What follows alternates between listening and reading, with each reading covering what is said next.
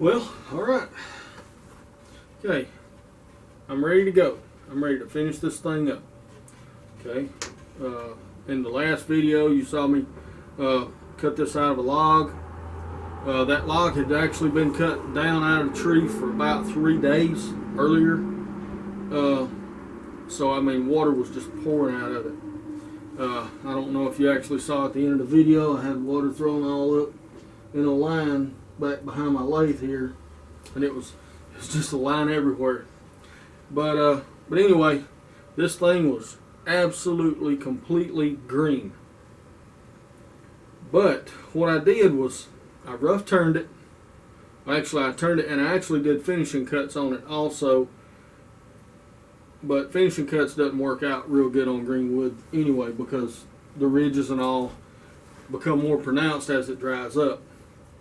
But anyway, what I did, the way I dried this was I put it in an oven.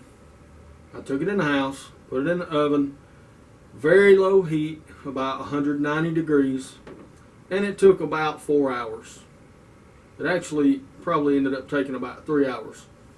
But I went that extra hour just to make sure that all the water was gone. The way I knew it was I was weighing it as I went. Once I thought it was dry, I put it on my scales, and I took my weight, and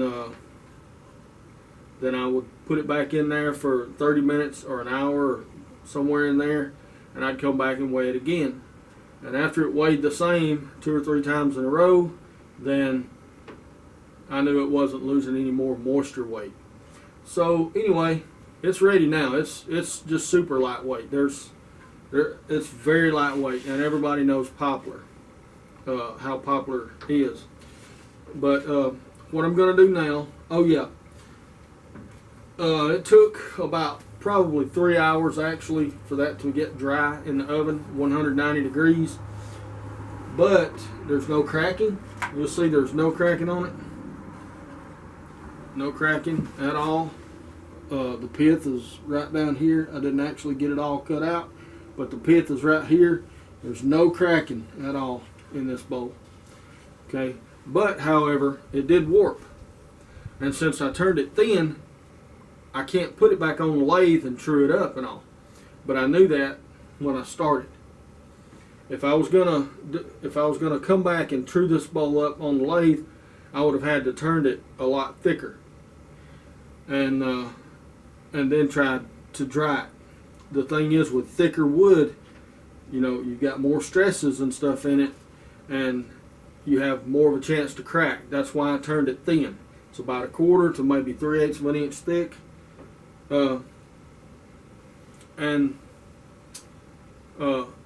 that way all the stresses aren't as prevalent, and you know your bowl may not crack. May it crack? It could have, but chances are that it wouldn't. So, but anyway, different woods, you know, different densities of woods, things like that. It's gonna take a little bit longer, or maybe not even as long as poplar. It's kind of soft, and it actually dried pretty quick, I thought. But anyway, let's get this thing rolling. What I'm gonna do is get it mounted back on the lathe in a jam chuck. And I'm gonna return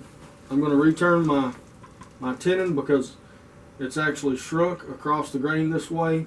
So now my tenon is an oval shape. The entire bowl is an oval shape. And I'm going to true my tenon back up so I can mount it back in the lathe. And then I'm going to get started on my sanding. And I'll sand until I get all my tool marks and, you know, tear out or anything like that gone. And then I'm going to come back and go on through the rest of my grits, and then we'll finish it up. Alright, let's get it going. I've got my jam chuck trued back up. So now I'm just going to get ready to mount the bowl. I'm just going to mount it against that jam chuck, enough to true up that tenon. So it's just going to go right in there. Got my tailstock.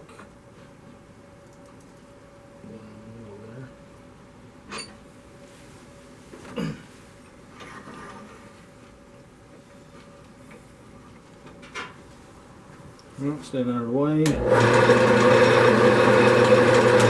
Yeah, it did a pretty good bit of warping. But that's just fine. There's nothing wrong with that. That's exactly what I wanted, actually.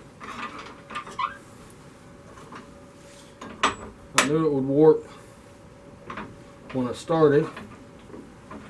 But now, all I want to do now is get the bottom flat. Get my tenon fixed here. I'll get... and then I'm just going to start sanding. I'll sand on the outside, get all these ridges gone and all of that, and then I'll turn around and I'll sand on the inside, and then we'll be ready to get this thing finished up. Alright, so let's get her started. Let's get started on the... Let's see if I can...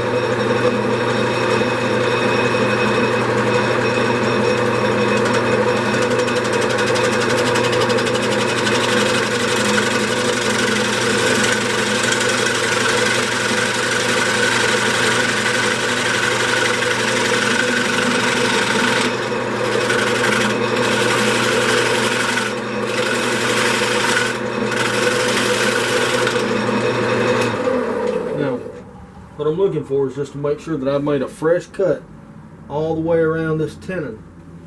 And as long as I've got a fresh cut all the way around it, then I know the tenon is true.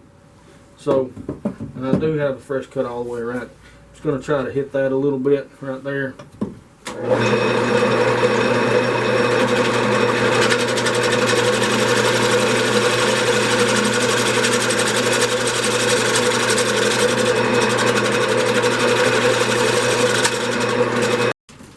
Alright, well, now,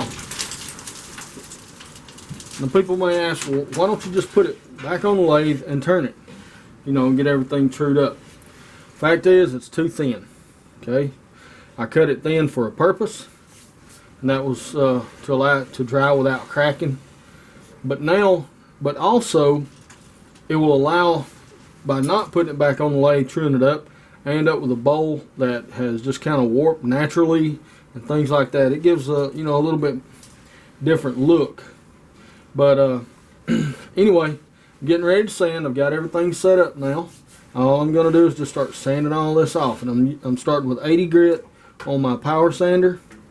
I generally will power sand my first grit, or my biggest grit, and then I'll generally hand sand after that. So anyway, let me get my air started and we'll get going.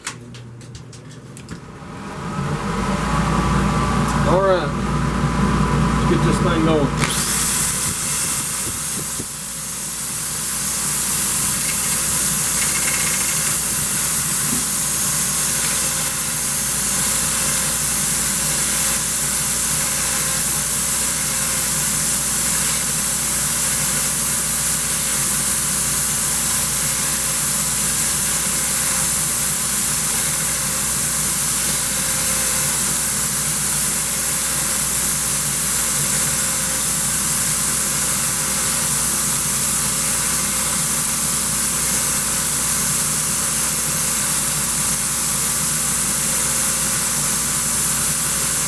You don't want to go very hard with it either, because that 80 grit will rip that wood all to pieces.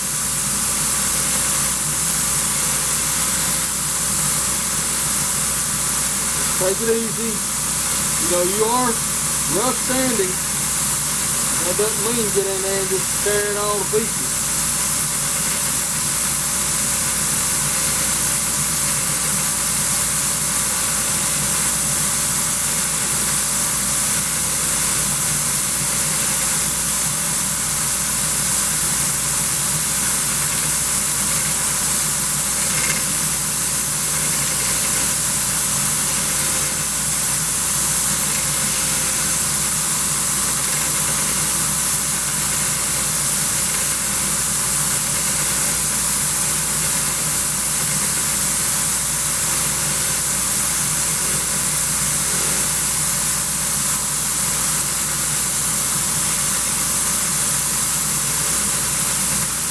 Try not to leave any ridges on your sandpaper either.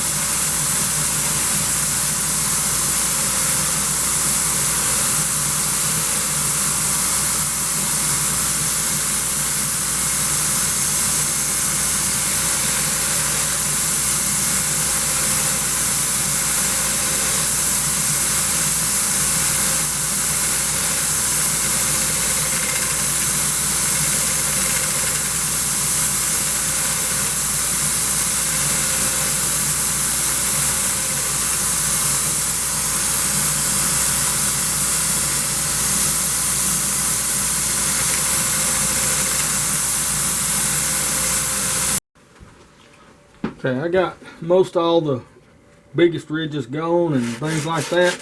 And I'm just going to start sanding by hand, just smoothing everything on down. And here again, I'm at 80 grit. I'm at 80 grit here. So I'm just going to hand sand all this down.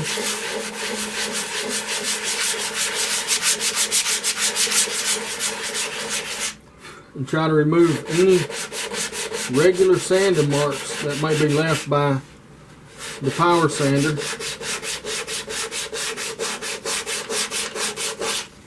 And just smooth all the curves out. Really nice.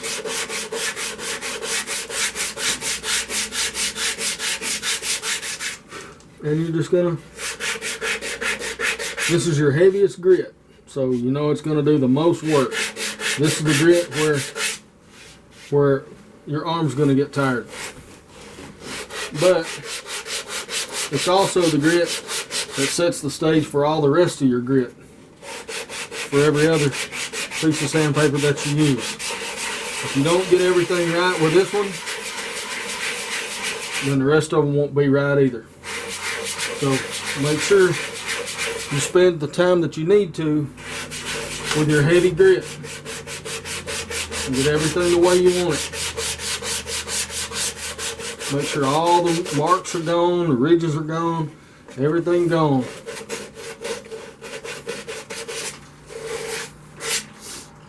Before you move to the next grit, and look at it very, very carefully to make sure. The poplar isn't too bad to sand, but some other woods, sometimes it's really hard to get the last grit gone.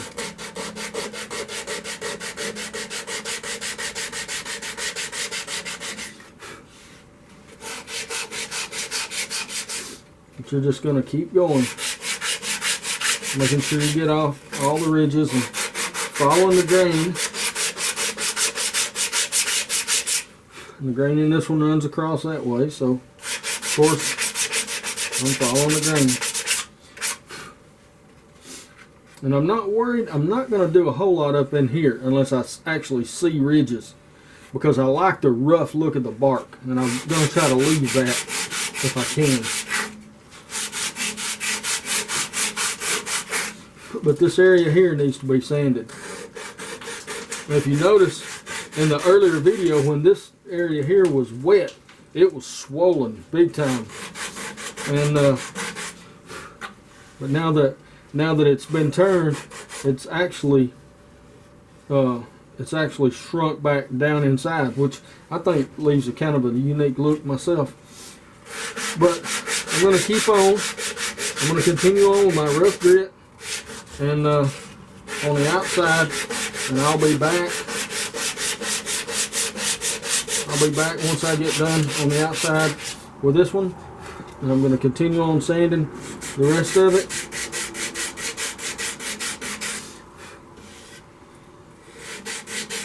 And then we'll move on. Okay, well, it takes a little bit of time, but I've got all the ridges are gone, tool marks are gone, all that good stuff.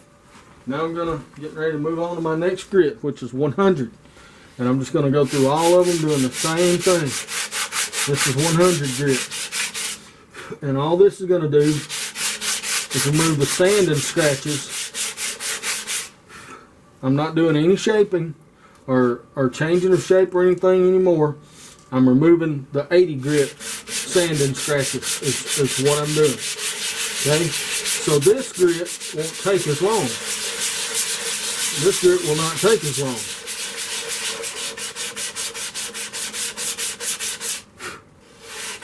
And all I'm going to do is just remove the 80 grit scratches. And then I'll go to 220 or 150. If I think I need 150, I'll go with 150. But I'm going to finish this up at about 320 grit. The finish I'm going to use is an oil and wax finish that I really like using. because it leaves a nice sheen on your piece without gloss, and that's perfect in my book for a natural edge bowl. Is that type of finish. It's kind of a nice sheen. Just kind of a nice sheen.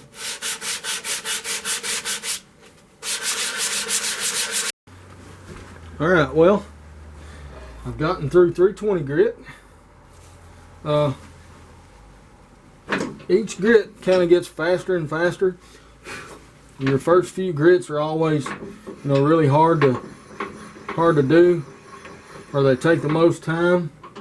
But then you, as you get on with it, then your finer grits always go faster. But you can see what the inside looks like, and the outside was just about the same. So now, it's about ready for finish now. But let me get it reverse minded around so I can work on it. And the inside is a little bit tougher, especially with a back cut coming back this way. It's always a little bit tougher, but it'll work. So we'll get her mounted on here and see what we can do there. It'll be the exact same process as the front one, as the outside was. Okay, I'm not going to turn it. I'm just going to get in here with my power sander. I'm going to sand it all out, and of course that may leave a few little ridges and stuff, but I'll go back with my sandpaper and I'll do all that. All right, well, got the inside sanded, ready to go. So now I'm going to mount it back on my jam chuck. I'm going to finish the bottom up. I'm gonna finish it, and I'm gonna get it sanded and all that, and I can probably do most of that with it on the lathe. So I'm just gonna kind of shape it up, get the foot flat, and the rest of it can be warped any way it wants to. But if the foot's flat, then hey, everything's good, right?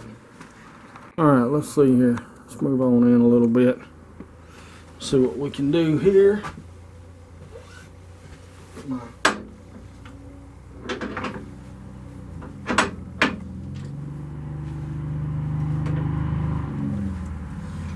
Alrighty. Okay, well, let's get started.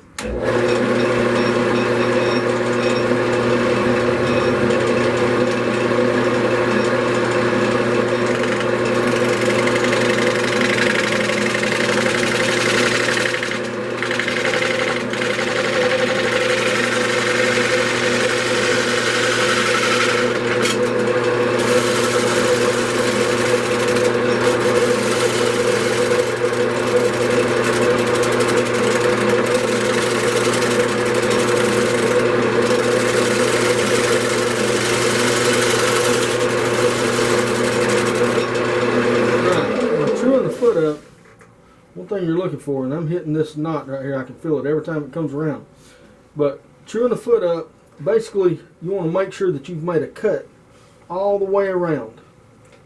You want to make sure that you've got fresh wood there. That shows that you've cut the wood all the way through, and that you've got a good true surface there.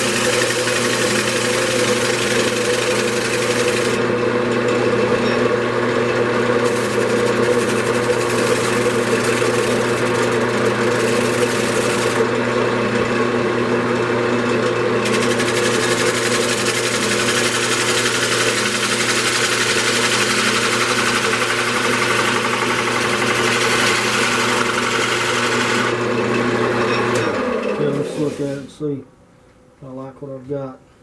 You can see how now I'm cutting a true circle. It's elongated out here from the long grain. Okay, I mean you can see that. That's because the wood shrank across the grain this direction here. It made it appear longer, but it's actually not. It's actually a little bit shorter. Then I'm going to very carefully start removing it.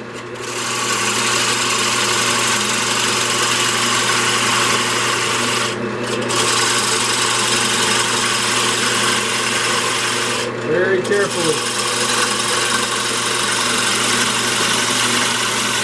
You don't want to screw your bowl up now. But this can be very, very dangerous for your bowl right here.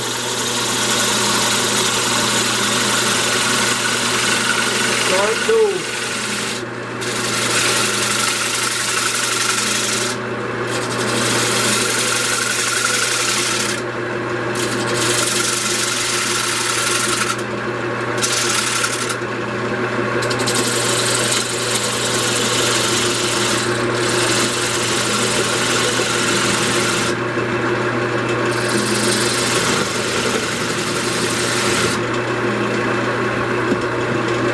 I'm going to get down to my skew.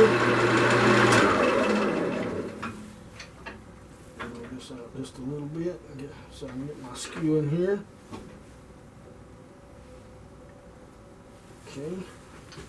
Now, I'm just going to start scraping this up a little bit with my skew. I'm just trying to match this profile on my cone center or this profile here, this profile on my skew. I'm just going to come straight in.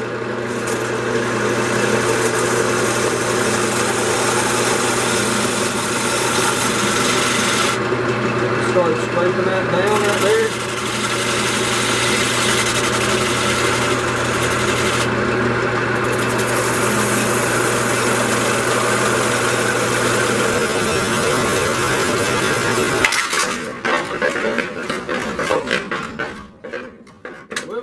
Thin, didn't I?